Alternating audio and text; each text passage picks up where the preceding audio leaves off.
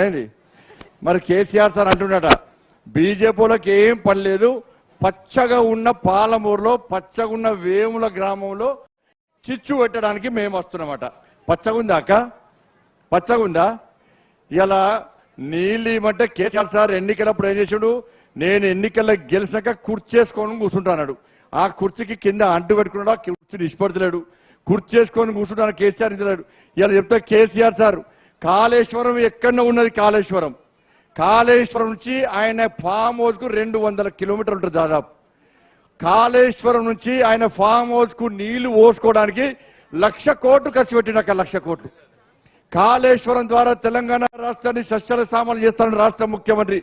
కాళేశ్వరం 1,00,000 కోట్ల ప్రాజెక్ట్ అని చెప్పి వాళ్ళ ఫామ్ హౌస్ కు నీళ్లు తీసుకొచ్చిన కేసీఆర్ అటు ఆర్డీఎస్ సమస్య గాని, ఇటు జూరాల నెట్టెపాటు నీళ్లు గాని ఈ అలంపూర్ నియోజకవర్గానికి ఎందుకు ఇస్తలేడో రాష్ట్ర ముఖ్యమంత్రి ఒక్కసారి చెప్పాల్సిన అవసరం ఉంది. కనీసం ఈ ప్రాంత ప్రజలు నీటితో ఇబ్బంది పడుతున్నారు, వ్యవసాయం చేసుకోలేని పరిస్థితి ఉన్నది, పాలమూరు మొత్తం ఎడారిగా మారిందని చెప్పి కనీసం ఇంగిత జ్ఞానం లేకుండా రైతాంగాన్ని ఇబ్బంది పెడుతున్న ప్రభుత్వం టీఆర్ఎస్ పార్టీ ప్రభుత్వం. తెలంగాణ రాష్ట్రంలో ఏ రైతు లాభం కోసం వ్యవసాయం చేస్తలేడు, ఏ రైతు లక్షాధికారి కావాలని వ్యవసాయం చేస్తలేడు, ఏ రైతు కోటీశ్వరుడు కావాలని వ్యవసాయం చేస్తలేడు.